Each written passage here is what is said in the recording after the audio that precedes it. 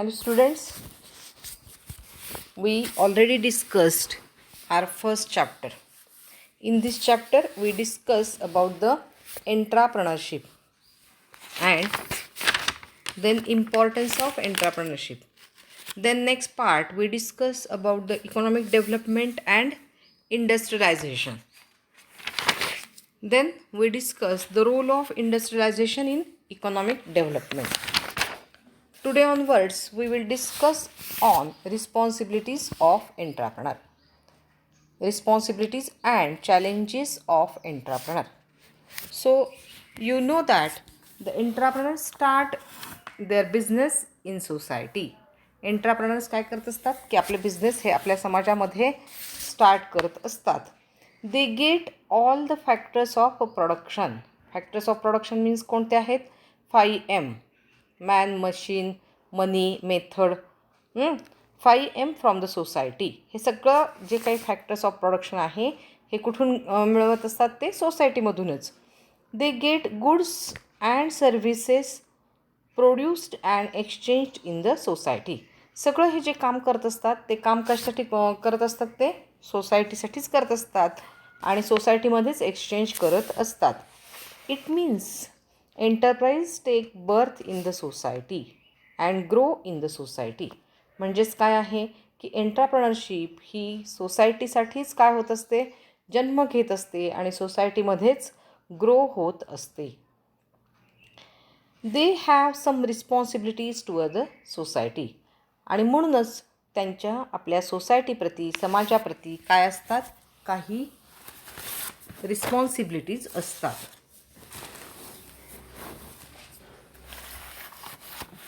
This is called social responsibility of the entrepreneur. मग त्या समाजामध्येच राहत असतात, समाजामध्येच मोठ्या होत असतात आणि म्हणून त्यांच्या समाजाप्रती काही जबाबदारी असते नैतिक. That is known as social responsibility. सामाजिक जबाबदारी. So responsibility of business. मग रिस्पॉन्सिबिलिटी मीन्स काय? तर responsibilities of business refer to what the business does for the benefit of the society. समाजाच्या बेनिफिटसाठी, सोसायटीच्या बेनिफिटसाठी बिझनेस काय करतो, कसा उत्तरदायित्व आहे, कसा जबाबदार आहे, that is known as responsibility. So business enterprise is a social institution. तुम्हाला माहिती आहे की सामाजिक संस्था असते. बिझनेस म्हणजे काय असतो की आपल्याला समाजासाठी करायचा असतो, समाजाच्या उन्नतीसाठी करायचा असतो, समाजाला सेवा देण्यासाठी करायचा असतो, बरोबर. So, the shareholders, the suppliers, the consumers, the local community and society affect by enterprise functions.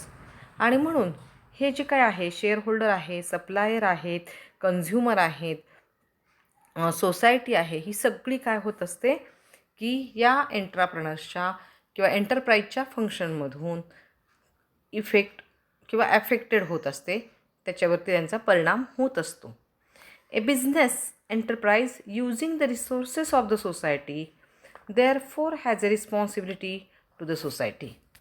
आता हे जे 5M सांगितले मी, factors of production, man, money, machine, बरोबर, हे सगळं सोसायटीमधूनच घेत असल्यामुळं काय आहे की सगळे रिसोर्सेस हे सोसायटीचेच वापरत असल्यामुळे सोसायटीच्या प्रती काही त्यांच्या जबाबदाऱ्या असतात. आता कोणत्या असतात? The following are some of the components of responsibility of the entrepreneur.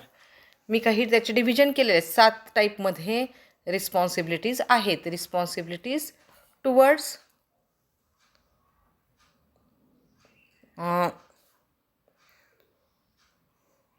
Responsibilities of the entrepreneurs, बरोबर.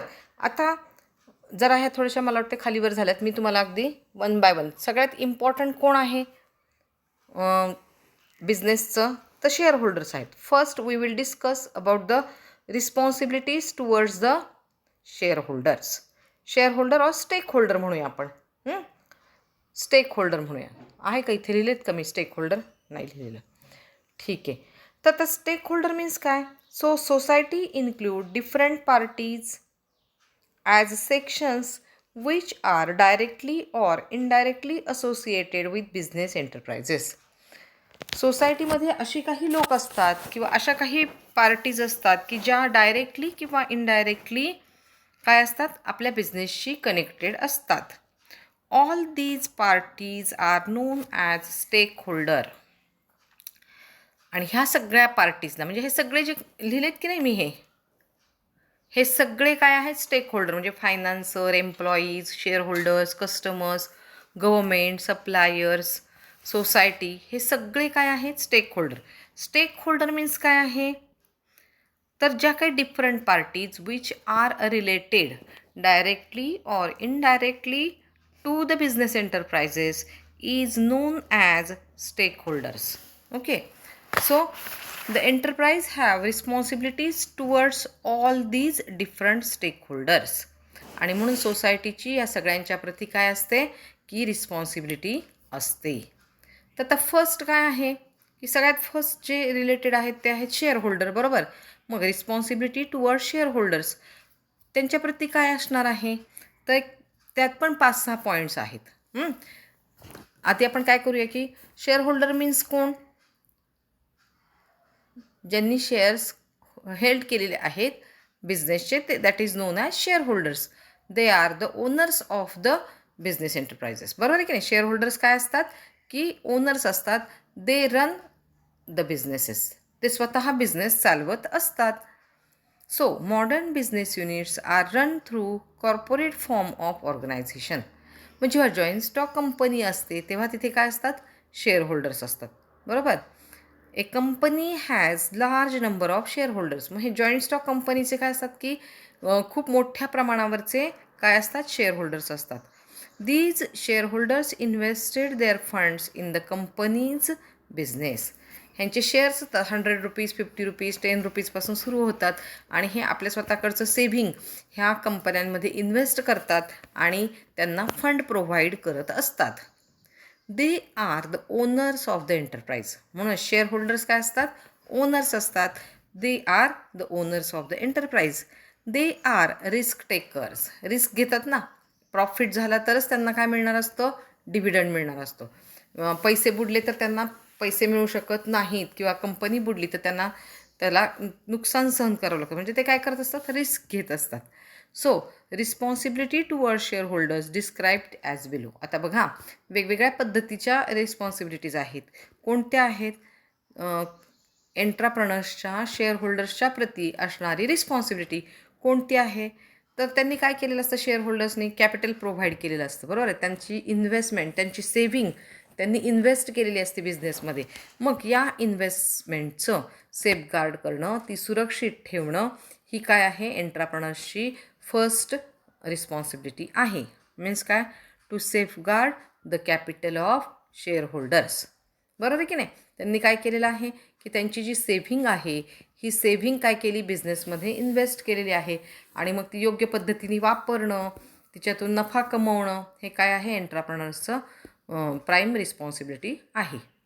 Then to provide a reasonable dividend. आता डिव्हिडंड मीन्स काय आहे, तुम्ही लगेच उत्तर द्याल. डिव्हिडंड मीन्स लाभांश. म्हणजे काय, पण डिव्हिडंड मीन्स काय आहे, dividend means a part of profit which is distributed to the share holders. सगळा प्रॉफिट वाटून टाकत नाहीत. काही प्रॉफिट काय केला जातो, रिझर्वमध्ये ठेवला जातो. काही प्रॉफिट काय केला जातो, की आणखी काही कामासाठी इन्व्हेस्ट केला जातो, किंवा इन्व्हेस्टमेंट म्हणून दुसऱ्या कंपन्यांमध्ये तो आपण काय करत असतो, इन्व्हेस्ट करत असतो. नंतर काही राहिलेला प्रॉफिट आपण काय करतो, प्रोव्हिजन म्हणून ठेवतो आणि काही प्रॉफिट आपण शेअर होल्डर्सना वाटत असतो. म्हणजेच काय आहे, डिव्हिडंडचा अर्थ काय आहे, a part of profit which is divided किंवा which is distributed to the share holders. म्हणजे डिव्हिडंड म्हणजे प्रॉफिट म्हणायचं नाही. लक्षात आलं. म्हणजेच काय आहे, की जो काही प्रॉफिट होईल तो रिझनेबल ह्या शेअर होल्डर्सना देण्याची जबाबदारी कोणाची आहे, एंटरप्रेन्योर्सची आहे. Then next, to strengthen the financial position of the company. कंपनीची जी आर्थिक स्थिती आहे ती चांगली ठेवणं, बळकट करणं, हे एंटरप्रेन्योरचं काम आहे. काय आहे, की कारण ह्या शेअर होल्डर्सनी कंपनी चालवण्यासाठी पैसे दिलेले आहेत, बरोबर आहे. त्यांनी त्यांची सेव्हिंग दिलेली आहे आणि मग असं असताना योग्य ठिकाणी खर्च करणं, योग्य ठिकाणी इन्व्हेस्टमेंट करणं आणि कंपनीची आर्थिक स्थिती बळकट करणं हे एंटरप्रेनरचं काय आहे, रिस्पॉन्सिबिलिटी आहे. Then to inform shareholder about company's business. काय आहे, कंपनीने कुठल्या ॲसेट खरेदी केलेले आहेत, कंपनीच्या कुठल्या लायबिलिटी आहेत, किती वर्कर्स आहेत, किती खर्च होतो, बरोबर, हे सगळं सांगणं शेअरहोल्डर्सना हे कुणाची रिस्पॉन्सिबिलिटी आहे, एंटरप्रेनर्सची. काय काय कंपनीच्या ॲक्टिव्हिटी चालतात, कुठे कशासाठी कोणते कोणते खर्च केले जातात, कुठे पैसे इन्व्हेस्ट केलेले आहेत, कोणती नवीन मशिनरी घ्यायची आहे, लेबरना काय द्यायचं आहे, प्रॉव्हिडंट फंड कुणाचे किती, जे काही क्वेरीज असतील शेअरहोल्डर्सच्या त्या त्यांनी फुलफिल केल्या पाहिजे. Then to maintain accounts of business affairs. त्यानंतर सगळ्यात काय आहे की बिझनेसचे सगळे अकाउंट्स चांगल्या पद्धतीने मेंटेन केले पाहिजे. आणि लास्ट आहे to create public image of the company. कंपनीची इमेज सोसायटीमध्ये, पब्लिकमध्ये जास्तीत जास्त चांगली कशी राहील यासाठी प्रयत्न केला पाहिजे. म्हणजे काय आहे की कंपनीचा योग्य प्रकारे आपली बिहेवियर सोसायटीमध्ये ठेवली पाहिजे. कुठल्याही प्रकारच्या कंप्लेंट, आंदोलनं किंवा संप, मोर्चे, घेराव अशा प्रकारे सोसायटीला काही हिंसक वाटेल अशा पद्धतीची वागणूक ठेवायची नाही. तर कंपनी ही खूप चांगली कंपनी आहे आणि आमच्या परिसरामध्ये चांगली आहे किंवा पब्लिकसाठी ती खूप चांगलं काम करते अशा पद्धतीची इमेज कंपनीची आपल्या सोसायटीमध्ये ठेवण्याची जबाबदारी कोणाची आहे, एंटरप्रेनर्सची आहे. समजलं. पहिलं कुठलं आपण डिस्कस केलं, रिस्पॉन्सिबिलिटीज टुवर्ड्स शेअरहोल्डर. आता सेकंड आहे रिस्पॉन्सिबिलिटी टुवर्ड्स फायनान्सर. आता फायनान्सर मीन्स काय, financer means the person or institution who provide finances to the business organisation. ज्या आपल्या बिझनेसला वित्त पुरवठा करतात, पैसा पुरवठा करतात त्या व्यक्ती किंवा संस्था, बरोबर, दोन्ही प्रकारच्या असू शकतात. मग यांच्या टुवर्ड्स रिस्पॉन्सिबिलिटी काय असू शकते. So A business enterprise cannot depend on shareholders fund only. बरोबर की तो सफिशियंट नसतो, शेअरहोल्डर्सनी दिलेले पैसे पुरतील असं नाही, तर कंपनीला काय करावं लागतं, अन्य मार्गाने पण काय करावं लागतो, आपला फंड रेज करावा लागतो. They need borrowed funds for the company. काही बँकांकडून, काही फायनान्शियल इन्स्टिट्यूशनकडून ऑर्गनायझेशनला फंड रेज करावा लागतो. Financer means the person or institution who provide funds म्हणजेच मनी टू द बिझनेस. सांगितलं मी तुम्हाला आत्ता. So these financer are not the owners of the enterprise. हे ओनर्स आहेत का फायनान्सर? नाही, ते क्रेडिटर्स आहेत, लक्षात घ्या. They are creditors of the enterprise. Owners कोण आहेत? शेअरहोल्डर्स आहेत. आणि मग ह्या फायनान्सरच्या प्रती कोणती रिस्पॉन्सिबिलिटी आहे, तर फर्स्ट आहे to make regular payment of interest to the financer. या त्यांनी जो काही फंड आपल्याला प्रोव्हाइड केलेला आहे त्या फंडवरती जे काही इंटरेस्ट असेल ते रेग्युलरली देण्याचं जबाबदारी एंटरप्रेनर्सची आहे. त्यांनी समजा ₹1,00,000 दिले, ₹10,00,000 दिलेत, त्या ₹10,00,000 जे इंटरेस्ट असेल, जे काही ठरलेलं इंटरेस्ट असेल ते इंटरेस्ट देणं, रेग्युलरली पेमेंट करणं ही एंटरप्रेनर्सची जबाबदारी असते. To make payment of instalments without delay. काही कर्जाचे हप्ते ठरलेले असतील, मंथली, क्वार्टरली, हाफ इयरली, तर त्याचं पेमेंट ते इन्स्टॉलमेंट वेळच्या वेळी दिले पाहिजेत. कारण काय असतं, रेप्युटेशन असतं बिझनेसचं. ते बिझनेसचं रेप्युटेशन मेंटेन करण्याची जबाबदारी कोणाची आहे? एंटरप्रेनर्सची आहे. Then to repay the loans at the end of the term. आणि ज्या काही मुदतीसाठी कर्ज घेतलेलं असेल, 1 वर्ष असेल, 2 वर्ष असेल, 5 वर्ष असेल, या ज्या मुदतीसाठी कर्ज घेतलेलं आहे ती मुदत संपल्यानंतर ते कर्ज फेडण्याची जबाबदारी कोणाची आहे? एंटरप्रेनर्सची आहे. To inform all regulations and laws to the financer. जे काही नवनवीन लॉज होतील, रेग्युलेशन्स होतील, कायदे होतील, याबद्दलची इन्फॉर्मेशन कोणाला द्यायची आहे? फायनान्सरला द्यायची. की अशा पद्धतीचे रेट ऑफ इंटरेस्ट चेंज झालेले आहेत, अशा पद्धतीचे सर्टिफिकेट्स द्यायचे आहेत, बरोबर. तर हे सगळी इन्फॉर्मेशन देणं ही एंटरप्रेनरचं काम आहे. To provide necessary information to the financer. आणि आपल्या ऑर्गनायझेशनची जी पण काही माहिती फायनान्सरला पाहिजे असेल ती माहिती प्रोव्हाइड करण्याचं काम कोणाचं आहे? एंटरप्रेनरचं आहे. म्हणजे आपण दोन पाहिले. आता कोणाची पाहिले की एक टुवर्ड्स शेअर होल्डर्स आणि टुवर्ड्स फायनान्सर. समजलं. आता नेक्स्ट लेक्चरला आपण काय करूया की नेक्स्ट जे आहेत 3 ते आपण डिस्कस करू. समजलं का तुम्हाला? रिस्पॉन्सिबिलिटी टुवर्ड्स काय सांगितलं होतं मी तुम्हाला? कुठला पॉईंट होता? Responsibility of the entrepreneur. हा पॉईंट आपण डिस्कस करतोय. आणि responsibilities of share holders, responsibilities towards share holders आणि रिस्पॉन्सिबिलिटी टुवर्ड्स फायनान्सर, हे 2 पॉईंट आता आपण काय केले? डिस्कस केलेले आहेत. Okay, bye bye.